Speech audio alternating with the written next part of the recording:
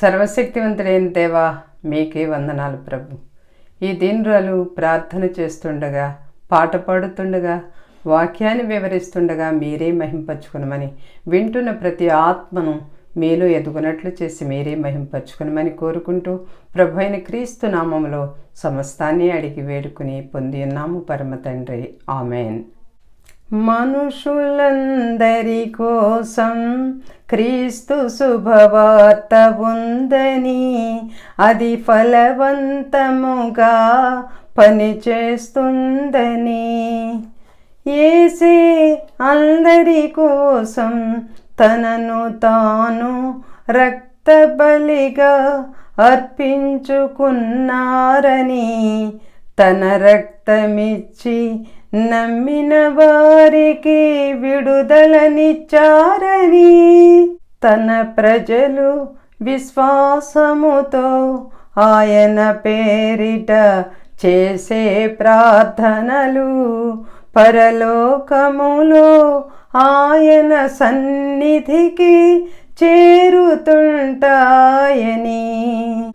వీటన్నిటి గురించిన ప్రాముఖ్యత ఆ 7 ముద్రలు గల పత్రము కొంతవరకు సూచిస్తుందని, దానిని విప్పడానికి యోగ్యుడు క్రీస్తేనని, వధైన గొర్రె పిల్ల క్రీస్తేనని, పాపుల కోసం ఆయన మరణం పరలోకములోను భూలోకములో గొప్ప స్తుతులకు కారణమయ్యనని, గొప్ప స్తుతులకు కారణమయ్యనని. Praise the lord.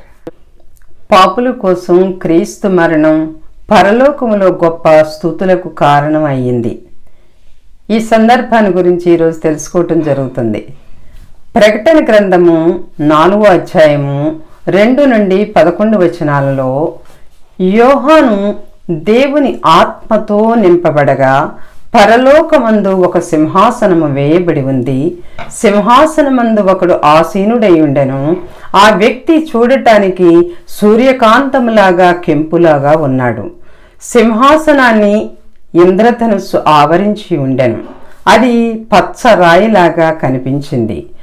సింహాసనము చుట్టూ 24 సింహాసనములపై 24 పెద్దలు తెల్లని వస్త్రములు ధరించుకుని తమ తలల మీద బంగారు కిరీటాలు పెట్టుకుని కూర్చుని ఉన్నారు. ఆ సింహాసనములో నుండి మెరుపులను, ధ్వనులను, ఉరుములను బయలుదేరుతూ ఉన్నాయి. ఆ సింహాసనము ఎదుట 7 దీపములు మండుతూ ఉన్నాయి. అవి దేవుని 7 ఆత్మలు. ఆ సింహాసనము ఎదుట స్ఫటికమును పోలిన గాజు వంటి సముద్రము ఉంది. సింహాసనమునకు మధ్యను, సింహాసనము చుట్టూను, ముందు వెనుక కన్నులతో నిండిన 4 జీవులుండెను. మొదటి జీవి సింహము వంటిది, రెండవ జీవి దూడ వంటిది, మూడవ జీవి మనుష్యుని ముఖము వంటి ముఖము కలది, 4వ జీవి ఎగురుచున్న పక్షిరాజు వంటిది. ఈ 4 జీవులకు ప్రతి దానికి 6 రెక్కలుండెను. వాటి చుట్టూ రెక్కల లోపటను కన్నులతో నిండి ఉన్నవి. అవి భూత వర్తమాన భవిష్యత్ కాలములలో ఉండు సర్వాధికారి అగు దేవుడు అగు ప్రభువు పరిశుద్ధుడు పరిశుద్ధుడు పరిశుద్ధుడు అని మానక రాత్రింబగళ్ళు చెప్పుచుండును. ఆ సింహాసనమునందు ఆసీనుడై ఉండి యుగయుగములు జీవించుచున్న వానికి మహిమయు ఘనతయు కృతజ్ఞతాస్తుతులను కలుగునుగాక అని ఆ జీవులు కీర్తించుచుండగా, ఆ 24 పెద్దలు సింహాసనమునందు ఆసీనుడైయుండు వాని ఎదుట సాగిలపడి యుగయుగములు జీవించుచున్న వానికి నమస్కారము చేయుచు, ప్రభువా మా దేవా, నీవు సమస్తమును సృజించితివి, నీ చిత్తమును బట్టి అవి ఉండెను, దానిని బట్టి సృజింపబడెను కనుక నీవే మహిమ ఘనత ప్రభావములు పొందనర్హుడవని చెప్పుచు తమ కిరీటములను ఆ సింహాసనము ఎదుట వేసిరి. ప్రకటన గ్రంథము 5:1-14 చూస్తే, మరియు లోపటను వెలుపటను వ్రాత కలిగి 7 ముద్రలు గట్టిగా వేసి ఉన్న ఒక గ్రంథము సింహాసనమునందు ఆసీనుడై ఉండు వాని కుడి చేత చూచితిని. మరియు దాని ముద్రలు తీసి ఆ గ్రంథము విప్పుటకు యోగ్యుడైన వాడు ఎవడని బలిష్ఠుడైన ఒక దేవదూత బిగ్గరగా ప్రచురింపగా చూచితిని. పరలోకమందు గాని భూమి మీద కాని భూమి క్రింద కాని ఆ గ్రంథము విప్పుటకైనను ఎవడికిని శక్తి లేకపోయెను. ఆ గ్రంథము విప్పుటకు యోగ్యుడైన వాడు కనపడనందున యోహాను బహుగా ఏడ్చుచుండగా ఆ పెద్దలలో ఒకడు, ఏడువకుము, ఇదిగో దావీదుకు చిగురైన యోధా గోత్రపు సింహము 7 ముద్రలను తీసి ఆ గ్రంథమును విప్పుటకై జయము పొందెను అని యోహానుతో చెప్పెను. మరియు సింహాసనమునకును ఆ 4 జీవులకును పెద్దలకును మధ్యను వధింపబడినట్లుండిన గొర్రెపిల్ల అయిన యేసుప్రభు నిలిచి ఉండట చూచితిని. ఆ గొర్రెపిల్లకు 7 కొమ్ములను 7 కన్నులు ఉండెను. ఆ కన్నులు భూమి అందంతటికి పంపబడిన దేవుని 7 ఆత్మలు. ఆయన వచ్చి సింహాసనమునందు ఆసీనుడై ఉండు వాని కుడి చేతిలో నుండి ఆ గ్రంథమును తీసుకొనెను. ఆయన దానిని తీసుకునినప్పుడు ఆ 4 జీవులను వీణలను ధూప ద్రవ్యములతో నిండిన సువర్ణ పాత్రలను పట్టుకుని ఉన్న ఆ 24 పెద్దలను ఆ గొర్రెపిల్ల ఎదుట సాగిలపడిరి. ఈ పాత్రలు పరిశుద్ధుల ప్రార్థనలు. ఆ పెద్దలు, నీవు ఆ గ్రంథమును తీసుకుని దాని ముద్రలను విప్పుటకు యోగ్యుడవు. నీవు వధింపబడిన వాడవై నీ రక్తమిచ్చి ప్రతి వంశంలోనూ ఆయా భాషలు మాట్లాడేవారిలోనూ ప్రతి ప్రజలోనూ ప్రతి జనములోనూ దేవుని కొరకు మనుష్యులను కొని మా దేవునికి వారిని ఒక రాజ్యముగాను యాజకులుగాను చేసితివి. కనుక వారు భూలోకమందు ఏలుదురు అని కొత్త పాట పాడుదురు. నేను చూడగా సింహాసనమును జీవులను పెద్దలను ఆవరించి ఉన్న అనేక దూతల స్వరము వినపడెను. వారి లెక్క కోట్ల కొలదిగా ఉండెను. వారు వధింపబడి ఉన్న గొర్రెపిల్ల శక్తియు ఐశ్వర్యమును జ్ఞానమును బలమును ఘనతయు మహిమయు స్తోత్రమును పొందనర్హుడని గొప్ప స్వరముతో చెప్పుచుండిరి. అంతటా పరలోకమందును భూలోకమందును భూమి క్రిందను సముద్రములోను ఉన్న ప్రతి సృష్టము అనగా వాటిలో ఉన్న సర్వమును సింహాసనాసీనుడైన వానికిని గొర్రె పిల్లకును స్తోత్రమును ఘనతయు మహిమయు ప్రభావమును యుగ యుగములు కలుగునుగాక అని వింటిని. ఆ 4 జీవులు ఆమెన్ అని చెప్పగా ఆ పెద్దలు సాగిలపడి నమస్కారము చేసిరి. ఈ వాక్య భాగాలకి రెఫరెన్స్ తెలుసుకోవాలంటే, దేవుడు ప్రపంచమంతటా పరిపాలన చేస్తున్నాడు. ఈ సంఘటనలన్నీ ఆయన అదుపులో ఉన్నాయి. ఆయన వాటి ద్వారా తన ఉద్దేశాలు నెరవేరుస్తారు. ప్రకటన గ్రంథము 19:6 చూడాలి. ఎవరు దేవుణ్ణి ఆత్మగా ఎప్పుడు చూడలేదు. యోహాను సువార్త 1:18 1 తిమోతి 6:16 చూడాలి. యోహాను చూచినది ఆయన మహిమా వైభవం అమూల్య రత్నం లాంటి దాని ప్రతిబింబం మాత్రమే. రంగుల విల్లును ఇంద్రధనుస్సు అంటారు. ఈ రంగుల విల్లు సృష్టికర్త దేవుని మహిమను విశ్వసనీయతను సూచిస్తుంది. ఆదికాండము 9:13-16 యెహెజ్కేలు గ్రంథం 1:28 చూడాలి. దీనిలో పెద్దలు వీరు పరలోకములో ఉన్నత స్థానంలో ఉన్న ప్రత్యేకమైన దేవదూతలై ఉండవచ్చు. క్రీస్తు సంఘము 7వ బోర ఊదటం జరిగిన తరువాతే బహుమతులు పొందుతుంది. క్రీస్తు తన సింహాసనము ఎక్కక ముందు సంఘము దేవుని సింహాసనం ఎదుట నిలబడి ఉన్నారు. గొర్రెపిల్ల పెండ్లి జరుగుక ముందే క్రీస్తు సంఘమైన పెండ్లి కుమార్తె సింహాసనాల మీద కూర్చొని లేదు. ప్రకటన గ్రంథము 19వ అధ్యాయము 7-8 వచనాలు చూడాలి. గాజు సముద్రము అంటే గాజు సరస్సు. సొలొమోను నిర్మించిన దేవాలయము ఆవరణలోని యాజకులు కడుక్కోవటం కోసం ఉండే సరస్సులాగా పరలోకంలో ఒక దేవాలయం ఉంది. అక్కడ ఎవరూ కడుక్కోనవసరం లేదు. అక్కడి ప్రజలంతా అంతకు ముందే సమస్తమైన పాపం నుంచి, కల్మషం నుంచి కడుగబడ్డారు. పరలోకంలోని సరస్సు ద్రవము కాని ఘన పదార్థంలా ఉంది. 4 ప్రాణులు కెరూబులను, సెరాపులను పోలినట్లున్నాయి. అంతటా కళ్ళు ఉన్నాయి. ఈ కళ్ళు గొప్ప బుద్ధిని, తెలివిని, జాగరూకతను సూచిస్తూ ఉండవచ్చు. వాటికి 6 రెక్కలున్నాయి. రెక్కల లోపల కళ్ళు ఉన్నాయి. శాశ్వతంగా జీవిస్తూ, పూర్వము నుండి ప్రస్తుతం ఉంటూ, భవిష్యత్తులో వచ్చేవాడు, అమిత శక్తిగల ప్రభువు అయిన దేవుడు పరిశుద్ధుడు, పరిశుద్ధుడు, పరిశుద్ధుడు అని ఆ ప్రాణులు రాత్రింబగళ్ళు జయ జయ ధ్వనులతో మానక అంటున్నాయి. ఇప్పుడు ఈ లోకంలో విశ్వాసులు కూడా ఇలాగే చేయగలిగినది. 24 పెద్దలు తమ కిరీటాలు పడవేయటం, వారి సింహాసనాలకు సంబంధించిన అధికారం, బల ప్రభావాలన్నీ కలిగేవి సర్వాధికారి దేవుని నుంచేనని వారు ఈ విధంగా సూచిస్తారు. వారు దేవుణ్ణి విశ్వానికి సృష్టికర్తగా స్తుతిస్తారు. ప్రకటన గ్రంథము 10వ అధ్యాయం 6వ వచనము, ఆదికాండము 1వ అధ్యాయం 1వ వచనము, యోబు 38వ అధ్యాయము 4-7 వచనాలు, కీర్తనలు 19వ అధ్యాయం 1వ వచనము, యెషయా 40వ అధ్యాయము 25-26 వచనాలు, అపోస్తల కార్యాలు 14వ అధ్యాయము 15వ వచనము, అలాగే 17వ అధ్యాయము 24-28 వచనం వరకు, రోమీయులకు రాసిన లేఖ 11వ అధ్యాయము 36వ వచనం చూడాలి. ప్రభువు, నీవు సమస్తాన్ని సృజించావు. నీ ఇష్టాన్ని బట్టి అవి ఉన్నాయి కనుక మహిమ, ఘనత, ప్రభావం పొందటానికి నీవే యోగ్యుడవు అని అంటారు. ప్రకటన గ్రంథం 5వ అధ్యాయము 1-14 వరకు చూస్తే, సింహాసనంపై కూర్చుని ఉన్న ఆయన తండ్రి అయిన దేవుడు. చుట్టి ఉన్న పత్రం 7 ముద్రలతో రాతతో ఉంది.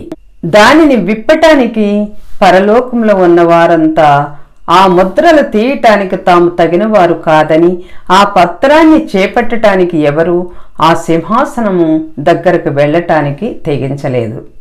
అలా కనపడకపోయినందుకు యోహాను కన్నీరు మున్నీరుగా ఏడ్చాడు. అప్పుడు పెద్దలలో ఒకరు యోహానుతో 7 ముద్రలు తీసి చుట్టి ఉన్న పత్రం విప్పటానికి యోదాగోత్రపు సింహము, దావీదు వేరు అయిన వ్యక్తి జయించాడు అన్నాడు. గొర్రెపిల్ల అంటే సింహము లాంటి రాజు. క్రీస్తు ప్రభు వధించబడ్డాడు. ఆయన గాయాలు, మచ్చలు కనిపిస్తూనే ఉన్నాయి. యోహాను 20వ అధ్యాయము 25-27 వచనాల్లో గమనించాలి. ఆ గొర్రెపిల్లకు 7 కొమ్ములు ఉన్నాయి. కొమ్ములు అంటే అధికారానికి, శక్తికి, బలానికి, గౌరవానికి సూచనగా ఉన్నాయి. ఇవన్నీ క్రీస్తుకు ఉన్నాయని ఈ 7 కొమ్ములు సూచిస్తున్నాయి. గొర్రెపిల్ల బలహీనమైనది. వాటికి అధికారం ఏమీ లేదు. 7 కళ్ళు అంటే 7 ఆత్మలు దేవుని సింహాసనం ఎదుట ఉన్నాయి. ఈ లోకంలో అంతటా కూడా ఉన్నాయి. పరిశుద్ధాత్మ దేవుడై ఉండి ఒకే సమయంలో అనేక స్థలాల్లో ఉండగలడు. సింహాసనం అధికారాన్ని, సర్వాధిపత్యాన్ని సూచిస్తుంది. యేసు ప్రభు ఆ సింహాసనం మధ్యన ఉన్నాడు. ప్రపంచమంతటిపై అధికారం ఆయనకు ఉంది. వెల్లడి అయిన సంఘటనలన్నీ ఆయన అదుపులోనే ఉన్నాయి.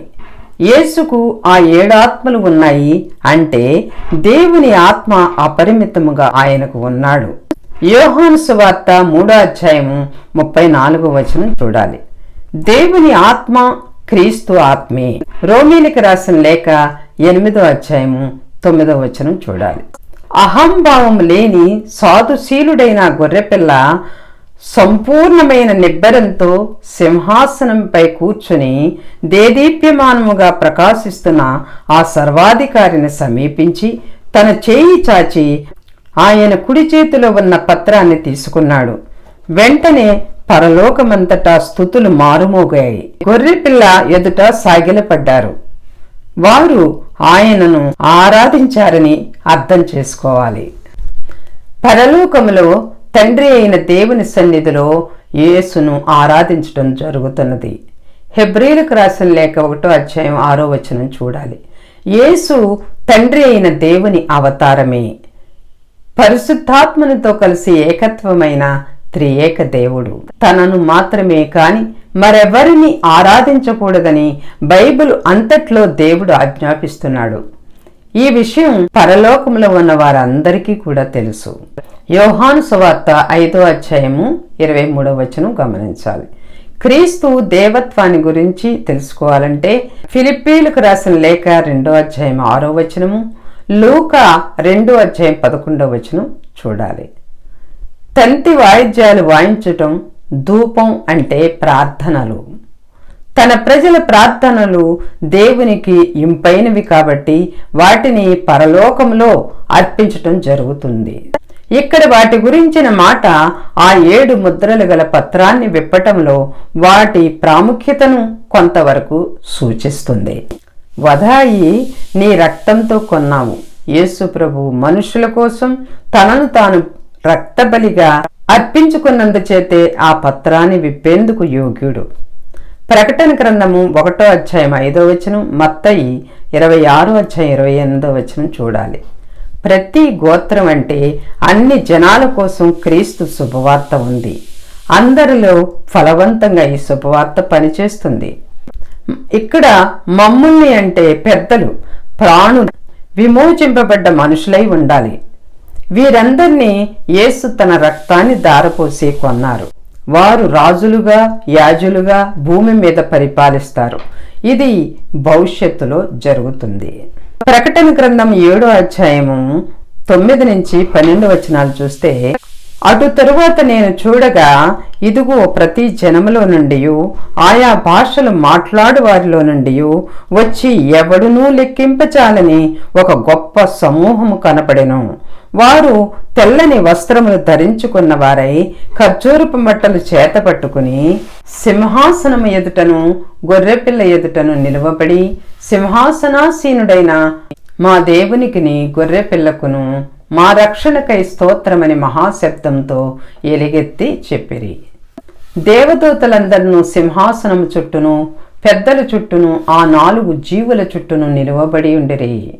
వారు సింహాసనం ఎదుట సాష్టాంగపడి, ఆమేన్, యుగయుగముల వరకు మా దేవునికి స్తోత్రమును మహిమయు జ్ఞానమును కృతజ్ఞతా స్తుతియు ఘనతయు శక్తియు బలమును కలుగునుగాక అని చెప్పుచు దేవునికి నమస్కారము చేసిరి. ఆమేన్. యోహాను సువార్త 5:23-24 చూస్తే, తండ్రిని ఘనపరచునట్లుగా అందరూ కుమారుని ఘనపరచవలెను అని తీర్పు తీర్చుటకు సర్వాధికారము కుమారునికి అప్పగించి ఉన్నాడు. కుమారుని ఘనపరచని వాడు ఆయనను పంపిన తండ్రిని ఘనపరచడు. నా మాట విని నన్ను పంపిన వాని యందు విశ్వాసముంచువాడు నిత్య జీవము కలవాడు. అటువంటి వాడు తీర్పులోనికి రాక మరణములో నుండి జీవములోనికి దాటి ఉన్నాడు అని మీతో నిశ్చయముగా చెప్పుచున్నాను అని యేసు చెప్పాను. తీర్పును యేసు ప్రభువు చేతుల్లో పెట్టడం తండ్రి ఉద్దేశం. తండ్రి అయిన దేవుణ్ణి ఘనపరిచినట్టుగానే మనుషులు యేసును ఘనపరచాలి అని చెప్పబడుతుంది. కుమారుడిలో దేవుని తత్వం, స్వభావం పరిపూర్ణంగా ఉన్నాయి. వధైన గొర్రెపిల్ల క్రీస్తు ప్రభువు ప్రభావము, ఐశ్వర్యము, జ్ఞానము, బలము, గౌరవము, మహిమ, స్తుతులు పొందటానికి యోగ్యుడే. పాపుల కోసం క్రీస్తు మరణం పరలోకములో గొప్ప స్తుతులకు కారణమైంది. ఇవన్నీ పొందటానికి తండ్రి అయిన దేవుడు ఎంత యోగ్యుడో యేసుక్రీస్తు అంత యోగ్యుడు. విశ్వంలోని సృజించబడ్డ ప్రతి వ్యక్తి అర్పించే స్తుతులకు, ఆరాధనకు తండ్రి అయిన దేవుడు యేసు ప్రభు సమంగా యోగ్యులు అని మరోసారి స్పష్టంగా కనిపిస్తుంది. Praise the lord.